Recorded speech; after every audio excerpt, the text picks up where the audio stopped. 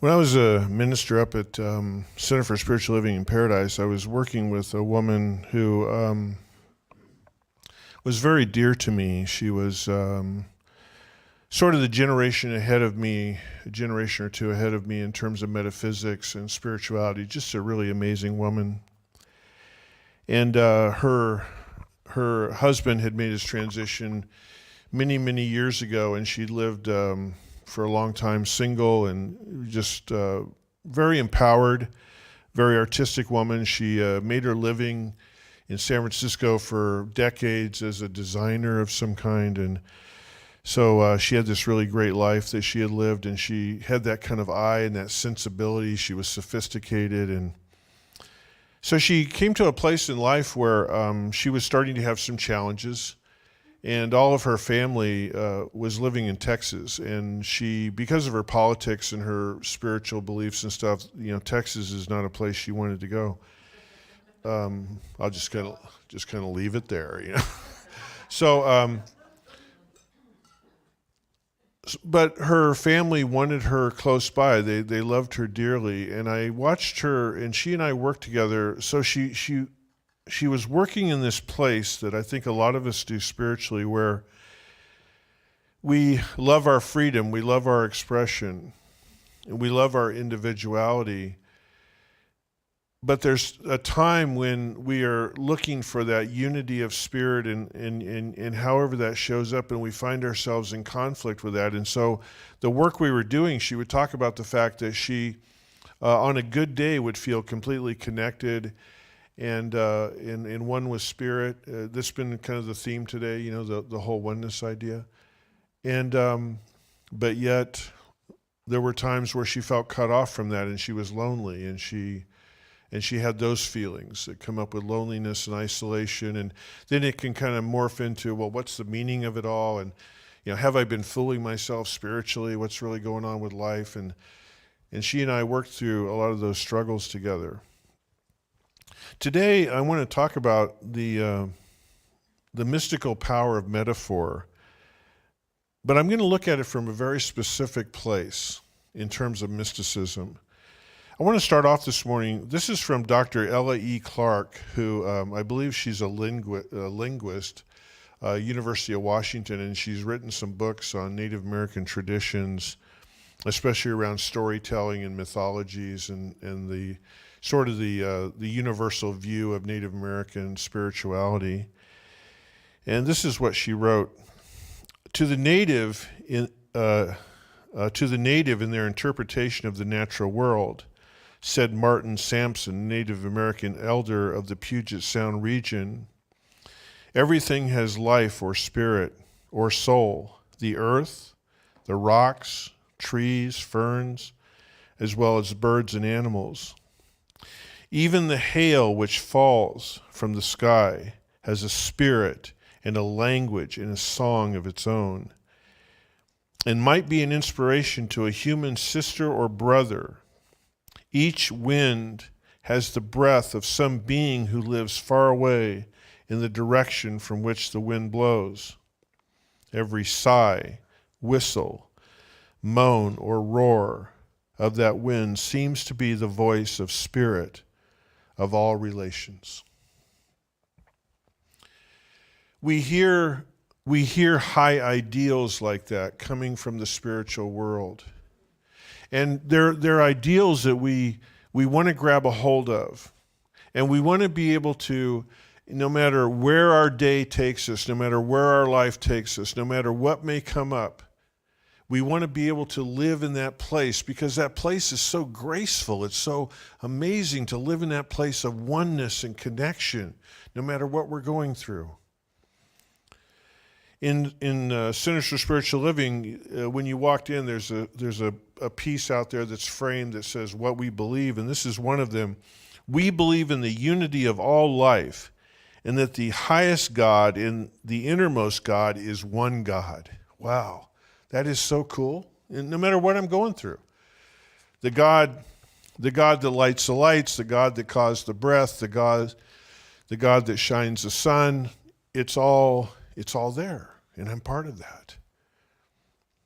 And so from time to time, because we can slip away from that. And see, I really know this in terms of the work I've done for many years. I've had a real opportunity, an incredible opportunity in my life I've worked for a little over 35 years with people in various places with the term counselor somewhere in my name. I've been a correctional counselor, I've been a spiritual counselor, I've been a drug and alcohol counselor, and those kinds of things. And I've worked with people that I love working with. And my heart goes out because generally when someone is sitting across the table with me and their life has gone in a particular direction that is incredibly challenging, this is what breaks down inevitably. Andy, I'm lonely. I feel alone. I don't feel connected. I don't know, I've lost sight of what the big picture is here. I've lost sight of meaning. What's your life mean? I really don't know. Because whatever this challenge is that's in front of me is just so incredibly horrendous. And so when we look at the idea of mysticism in where it fits in spirituality, basically what mysticism means is there is a phenomenon that happens or is going on that I really don't understand. If you were to tell me, okay, get a whiteboard out and give me the physics of this, give me the mathematical equation, I wouldn't know how to do that. Because it's something that comes forward in a way that alludes to the inner workings of the universe. You see how wonky that is? You know what I'm saying? I mean, when someone says I'm feeling lonely and stuff, they don't want to hear me say that, right? They're sleeping. And so the beautiful thing about spiritual traditions comes from the connection of mythology and metaphor through sometimes what some people call, storytelling or a parable or a miracle or whatever, Like I spoke here, last time I spoke here, I told you guys a story, and it comes from the Taoist tradition. And I got the story from reading an Alan Cohen book. And he didn't reference the story at all. I don't know if he made it up. I don't know if it came from somewhere. Then I read the story. I really liked it. I decided I wanted to use it in what I was going to say. So then I went forward and I edited it even more. So who knows where the truth is of this story, right? And so the story basically is that this Taoist student wants to go find their master teacher, and meet with her and talk with her and have her, teach him some more. And she lived in, the story goes, she lived in a clearing in a bamboo forest somewhere in this little cabin, and he would go there for his lessons with her. And this one day he goes and he's looking for her and he can't find her and he can't find her and he can't find her, and he looks in the house, he's starting to worry. He goes out behind the little cabin and there's a little shed out there. And he knew that shed was there, but he never really looked at it before. He looks at the shed and he starts hearing this little kind of rhythmic sound come out of the shed. So he walks over to a side window and he looks in and he sees that his master teacher is sitting at a potter's wheel making a pot. And the pot is described in the story as one with a very wide mouth to it. And so it's very receptive to what can be put into it. Which, in the Eastern traditions, it's like the strength of the vessel is its emptiness, right? And so we say, okay, yeah, that means my strength is in my curiosity. See, metaphor, meaning there, right? Okay? Mythology, metaphor. So and these pots were given especially as wedding gifts. It was a big part of the culture. And so she's probably making a pot for a wedding she's going to be going to. So he's watching her and she's throwing the pot in the wheel, and her eyes are closed or her gaze is lowered and her hands are moving into the moist clay and it's going around and her foot is going the wheel. And that's what's making this rhythmic sound. And he notices that her body is moving gently to the rhythmic sound as she's creating this pot. And she's just there and she's completely present in making this pot. In fact, she's so present, She's not even aware of him watching her through a window. And he's watching her, and she, all of a sudden, she begins to disappear. And finally, she vanishes. But the pot is still being turned on the wheel and still being formed, but he can't see her. He's like, where is she? And he's blinking, and oh my God, what happened? And I can't believe it. And he watches and watches, and the wheel is turned. The pot is being formed. And then eventually she begins to reappear. And when she comes back fully into his vision, she removes the pot from the wheel and puts it on a shelf to dry. So we look at that story and we say, well, what's that tell us? So there's two ways to look at this. To the student, it's like, what does that say? And it's like, oh my God, this is how spiritual and powerful my teacher is. This is why she's my teacher, and she's just she has the presence. She has the practice of presence down. This great spiritual practice of being in the moment and all that, and that's amazing. And this is why she's my. He's very proud of his teacher. She's so evolved. She can do this. But people like Joseph Campbell would say, well, okay, that's fine, but what does someone like me who reads this in a book, what do I take away from it? And so I read this story, and the thing that dawned on me was that because I have an artistic side to me, I am an artist, when I do a project and I'm really into it and I'm really present with it, I lose all track of time. And I'm sure a lot of you can relate to that. All of a sudden, it's like, wow, 2 hours went by. I swear, it's like 10 minutes. I was just so into it. And so the reason that came up for me was because this idea that we think in our culture that time is so rigid. We have these watches on our bodies. We have now we have cell phones. We're surrounded by time implements all the time. It's like, oh my God, I got to get there. And if I'm late, we're so rigid. And what's beautiful is that it's one of those examples that once you become so present and you're in the presence of spirit, the Tao is another term for God. So in other words, once she entered into the presence through the pot and into Tao, into God, she became one. She became one with the pot. She was the pot that was forming the pot. She became involved in the process. Now, to me, if we're talking about, does my life have meaning? I'm in the midst of something that is really challenging to me, and we feel separate from whatever it is that's going to work it out, then that's my place of loneliness. That's my place of disconnection. That's my place of atheism, so to speak. And so it's within that oneness, it's within the presence that we find ourselves there. That's the meaning I take away.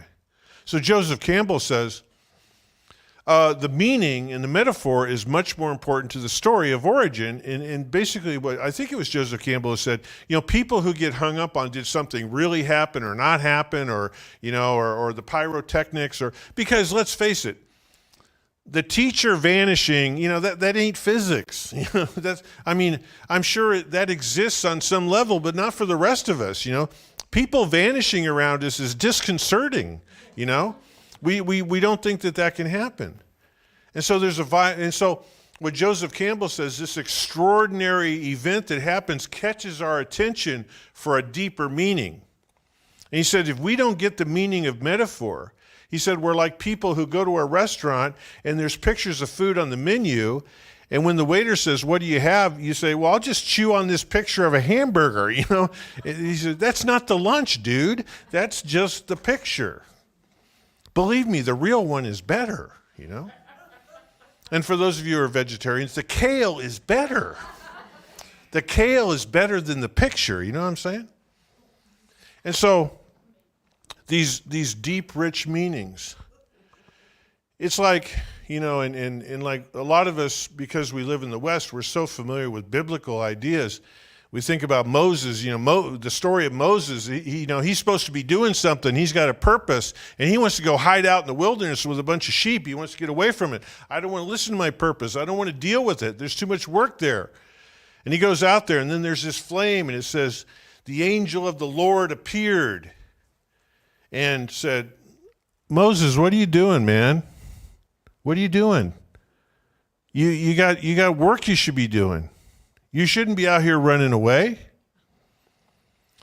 And again, within the pyrotechnics, imagine that, a bush that does not consume itself, it's on fire, the angel comes up the middle of it, it's going to get your attention. That's not an everyday event.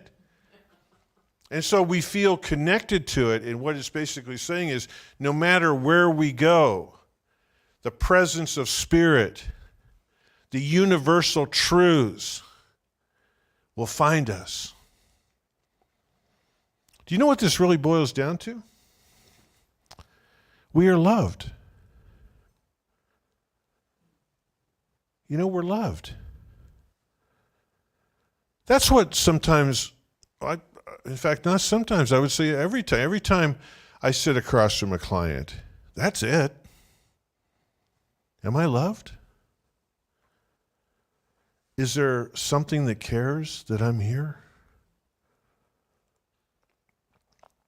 Is there something to help me get through this?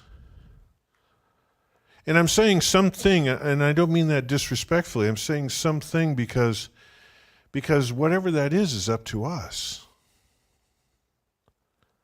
It cares for me. I matter. I've had clients over the years sometimes say, I don't know why I was born, Andy. I'll say, what's the biggest, hugest thought you ever had? Why am I here? You know, that we can feel so completely disconnected in that way. That's powerful.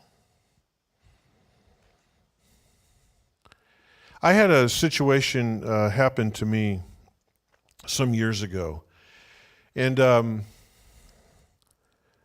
my relationship between my dad and I was always kind of interesting. And it could feel like abandonment. It could feel like the opposite of intimate at times. My dad's not a bad person. I'm not a bad person. We just really struggled connecting, right? And my dad lived to be, by the time he passed away, he was in his early 90s. And throughout it, from about the time of his late 70s up through his 80s, I really kind of worked on this because I wanted to come to terms with this. You know what I mean? I wanted to heal this relationship. I didn't want to walk around, with him having made his transition and just not being good with that. I wanted to come to some sort of understanding within my own heart. And I think he did too. I give him credit because he tried too, So anyway, the time came. He had towards the end of his life, he had this challenging, chronic, challenging disease, whatever you want to call it. And over the long term, it kind of took him to a place, and we knew where it was going. And my sister and I, he was living in Arizona, and we'd go down and see him. We went down and saw him once together. We'd go off and on, and we'd see him and talk to him and stuff and everything. And so his wife called us and said, guys, I think it's getting close to the end. And so because of my life and my schedule at that time, I just could not get the time to get down there. But my sister said, you know what, I'll go down. I'll be with him. I'll give you a call. And I said, I really appreciate that. So a little bit of backdrop here. My mom passed away in my early 20s. My mom never saw the age of 50, and she passed away. And so my dad ended up living, 40 years, 40 years beyond her, and he had a second marriage and stuff. And my mom and dad, I think, had a real love affair. It's not that they didn't have their challenges, but they seemed to really get each other, and it was an amazing relationship. So about the time, I don't know if you guys have experienced this, but when things come up like this, suddenly the doors in your head opened all kinds of, you start thinking about mom, you're thinking about dad, you're thinking about relationships, you're thinking about, all the stuff, the good, the bad, and the ugly.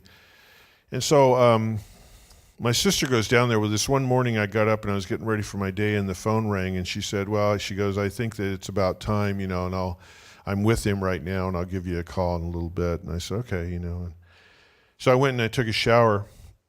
I was living in Paradise at the time, and the house I lived in, the room that I would take a shower in, I would come out and get dressed and stuff. There was this room, and there was a window with a kind of a curtain in it that was a little bit sheer. I mean, you couldn't really see it from the outside, but you could kind of see through it. And there was this, because Paradise, there were so many hills up there was this hill going up behind the house, and it was really a neat view out this window to look at like ivy and trees and things like that. And then there was this flat kind of yard there. So I come out, and the phone, I get out of the shower, I get dried off, the phone rings. I pick it up, and she goes, well, she said he left, and I said, okay, and so, I asked her how she was doing and stuff and everything, all that stuff you do. So I put the phone down, and I stood there, and I'm looking out the window, and right out the window, I mean, just literally 2 or 3 feet from the window itself on the outside was a buck and a deer. And he had his rack, and she was there, and she was being very affectionate, grooming his face and stuff. And I was thinking about my parents, and I thought, oh my God, that's so crazy, and it just made me think of that. And I stood there, and I became very emotional, and and I got kind of sappy around, like, oh, I'm sure they're together, and and all that stuff, and they've been apart for so long. And so anyway, so I had that experience, and I kind of went on my way, and so my dad's ashes were to be put in a cemetery in Paradise, and they didn't come up to us for about 2 or 3 months, something like that, before his wife got everything processed and got him up here and stuff. And so I asked my sister if I could have some of the ashes. So we're going to put them in the cemetery, but I said I wanted a couple scoops of ashes because I wanted to do a personal thing up in the Feather River Canyon. My dad had worked for PG&E for 35 years in the Feather River Canyon in those powerhouses up there, and he loved it. He loved working up there, and that was, he used to say, he bled PG&E and all that stuff. I know that's hard to say now, but anyway, let's just put it there. Okay, so there's a powerhouse up there called Caribou. Hydroelectric, and so you go up Highway 70 and you have to go way back. It's many miles off Highway 70 up one of the tributaries where this powerhouse is, and the hydroelectric is, of course, they run the water through to run the turbines and create the electricity. And he loved Caribou. That was the first powerhouse he worked in and all that stuff. And I don't know, back in those days, the powerhouses had these camps where people lived, and he loved that stuff, and he talked about it. So I wanted to take the ashes back and go all the way back to to that powerhouse, and out in front I was going to put the ashes in. And there was someone in the center named Molly who really helped me get together some prayer and some kind of a ritual thing to do it. And so it was like this whole thing. So anyway, I'm driving back there, and it was just pouring that morning. It was really early. I'm going back there. And I've got all this turmoil in my mind, my parents, my dad, my connection to them, and it's just all this stuff. And I was really being kind of worked up emotionally, and I was starting to feel a lot of separation in terms of, what we're talking about today. I felt very lonely. I felt very disconnected, and yet I'm supposed to do this spiritual thing, right? So I go back in there, and I get into the camp. It's pouring down rain. I'm going really slow. Because some people still live there, and because it was also the weather was so bad. And all of a sudden, this buck just steps out in front of my car. Got the rack, and he's just looking at me. So I come to a halt, because I figure, well, if I keep rolling, he'll move, no. And then a doe came out, and she stood next to him. And this buck is just looking at me. I go, oh my God, okay. What's up, And so I sat there for a while. I started to creep forward, and finally they started to walk away. So there's a woman named Colette Barron Reed who does work around what's called animal wisdoms, and I have a lot of her work. And so later that day when I got home, I pulled out one of her books, and this is what I got for deer. Bring a gentle touch. Be mindful of the words and course of action you choose. But don't worry. Dear wants you to know that you have the ability to be sure-footed and confident while showing humility and respect for others, especially loved ones. Yes, you can find a common ground. Wow. Are we loved? Yeah, we're loved. However the language of spirit shows up for you, you are loved. It's up to us to recognize it and to see it when it comes out. Well, thank you today so much for being here.